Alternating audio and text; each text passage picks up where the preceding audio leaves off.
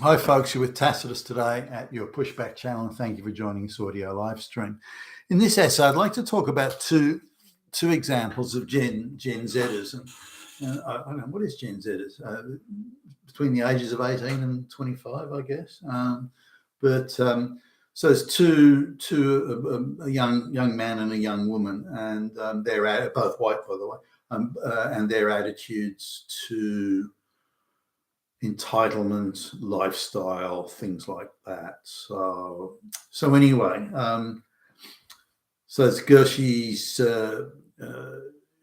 dropped out of high school, and so 17, dropped out of high school and went off and just sort of did casual jobs here and there, mostly on government benefits, hanging out and sort of hippie commune type stuff. And came from a reasonably well-to-do, not rich, but reasonably well-to-do sort of family. They bailed her out of financial trouble when she got into it. And so on. Anyway, she decides that she wants to get her life in order. She's going to go to college. And so the parents say, okay, well, you can come and live with us. We'll buy you a car. We'll subsidize, we'll buy you clothes, and we'll pay for half of your college course. So she's doing some no-fail sociology bullshit. I don't know why they're letting her do that, and they're saying to her, well, you should at least do something, try, make some money. So she wanted to have all her discretionary spending covered as well. So she wants to go out. She wants to go partying, buy party drugs, go night clubbing, and she expects her parents to pay for that as well. So they quite reasonably said, look, you're getting free room and board. We're even giving, paying for a car for you, plus, the petrol that goes in it, and we're paying for half of your college course. But if you want sort of absolutely discretionary entertainment spending money, then you have to go and make that money yourself. She thinks that's something of an outrage. Well, why can't you give me that? No, why not? Again, she's a white girl, but she's been through that radicalization thing of the NGOs, and the entire society is illegitimate, and so why should she make even the slightest effort to fit into it when it's not even minimally legitimate according to her globalist sort of influence. Now her parents, they're both quite industrious people, and they've worked hard, and they're prepared to sacrifice their own lifestyle for her benefit, but she doesn't see it that way. They're just part of that illegitimate system. So the money they're giving me is kind of, it's them being fined for their evilness for being part of this illegitimate system. So she doesn't see that. Now she did, by the way, take a job, but did only the minimal amount. So she worked like one day a week at the local, I think it's the local like grocery store or something like that. And that's her. That's it. I'm not doing any more than that. I've got to have a life. I've got to have a social life. I've got to have a social life, and it has to be at someone else's expense. Now, I was kind of listening to some of this, and I just mentioned, well, don't you think it's reasonable that you should make them? Well, why? Why should I have to make money? Now she'll leave, assuming she even finishes the course, which I doubt in her case, by the way. But when she finishes college, it's not an expensive course she's doing, but she'll have a debt of maybe $25,000. The parents will have paid all the rest. She'll have no other debts unless she incurs them. She'll have a car and all her clothes. The parents have said, look, when you get your own place, we'll you won't have to meet any. We'll furnish it for you. You won't have to worry about that. And they do want her to start her life with little or no debt and get her into a good job and this sort of thing. And they're doing everything but she seems to think she's entitled. Everything they do to help her is in her cognizance and entitlement. They should be doing this. If they didn't, then if they weren't doing it, then that would simply be a proof positive of not only their evil, but how fucked the whole system is and how legitimate it is. So that's one thing. And I don't hold that much hope for her. Now she's not that bad looking, so she could probably, score a decent guy. But she's let herself go. I mean, she's bordering on the obese now, and for a girl of her age, she makes no effort to exercise or doesn't watch what she eats or drinks far too much, again, at her parents' expense. So they're doing everything they can to help her, but she's showing no appreciation, believes she's entitled to it, and is outraged it should be otherwise. Now, here's a young man. Now, I know his grandmother, and so he'd be 24, I suppose, and she's worried about him, that he's wasting his life. He's going to be a ne'er-do-well and a wastrel and all this sort of thing, and she's worried about it. And he works at he'll spend a few months working at a call center, and then he'll be a cleaner or something. Like he just bums around, but he's got a real sense of entitlement.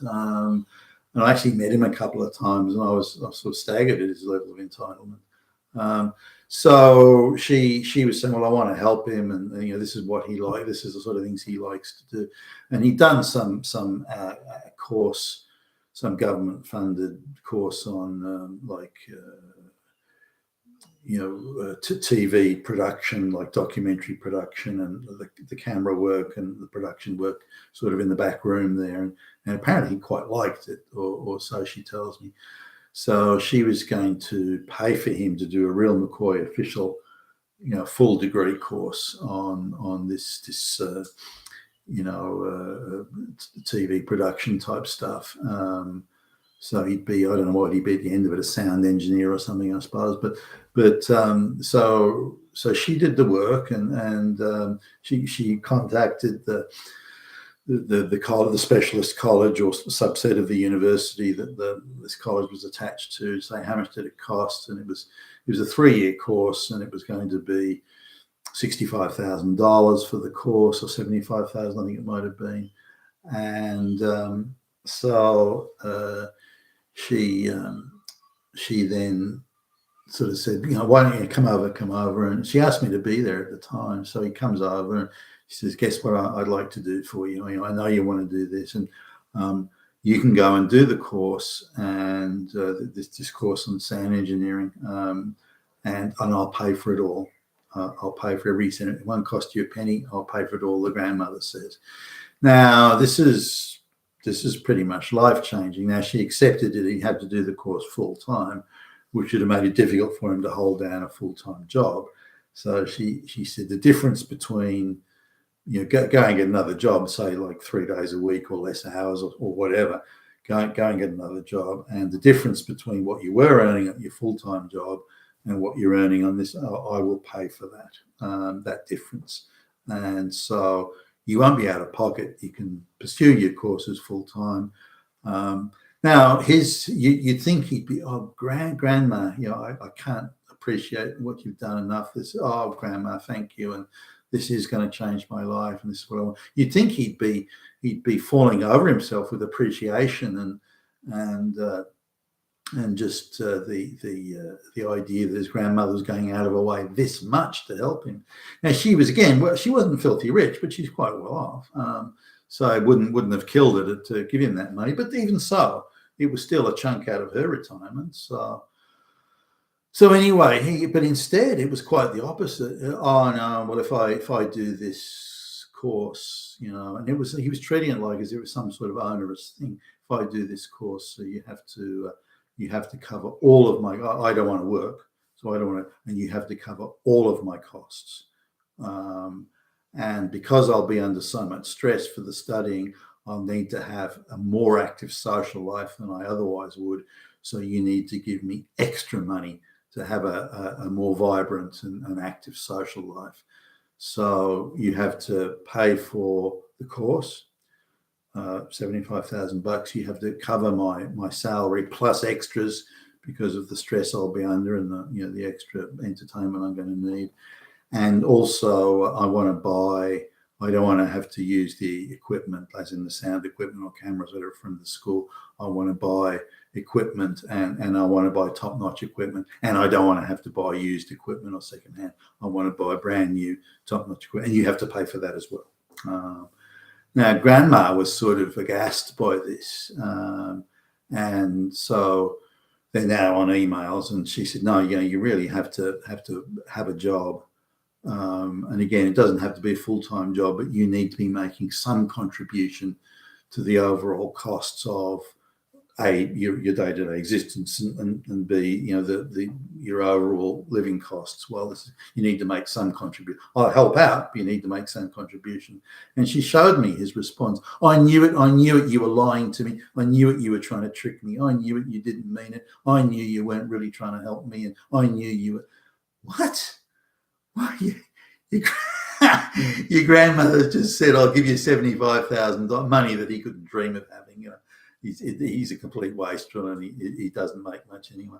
"I'll give you $75,000 plus a supplement to add to your day-to-day living expenses." And she said, "Look, if you want to buy equipment, then I'm happy to help you, but you need to buy second-hand equipment, and otherwise you'll need to rent it or borrow it off the school or off the college. Or that. I'm not buying you a full suite of top-notch equipment, some of which was over $100,000, by the way." So she was still willing to help him there, but he couldn't have been less appreciative. In fact, he viewed it as an act of treachery and evilness that she wasn't prepared to pay everything plus. Now, I regard this as typical Gen Z. So he's prepared to do nothing, make no commitment in the future, make no investment in the future. He's not prepared to make any commitments or undertakings or to say, "Yep, I'm going to try and make my life better, and thank you for having this confidence in me and investing in me and helping." None of that. Just wasn't interested. So he told his grandmother to fuck off. "Not interested. Go and shove your $75,000 where the sun don't shine." Now, I see this sort of attitude, if not exactly the same, an approximation of that attitude across Gen Z generally, and I find it sort of quite remarkable. It seems to be so opposite the sort of views that I had as a young man, and I can't countenance it. Why are they even thinking this way? How can they believe these sort of attitudes and thoughts? And I think in the West, part of the globalist project, I think, and using the education system and the NGOs to do it is to try and radicalize the kids and to tell them that the Western society is so bad, and your hope for a future is so futile, whether it be from climate change or there's Nazis everywhere. It's so futile that why would you even bother? Why invest? Why even try? I mean, sure, go out and wave placards about the evil Nazis and climate change. Do that, and transgender rights and equality for black lesbians. Those are the big issues. But nothing about the West and its government, its economy. Nothing is legitimate. It is all illegitimate, and you're a mug if you invest even one penny in your own future in this sort of evil Nazi society. And I think that's bled away all the ambition and all the sense of, well, I'm going to try and do better. I'm going to try and better myself and these sort of things. I think all that's gone. And I believe that's the primary cause of it. I'll be interested in having a look at your comments below. You've been fantastic today at your pushback channel. Thank you for listening.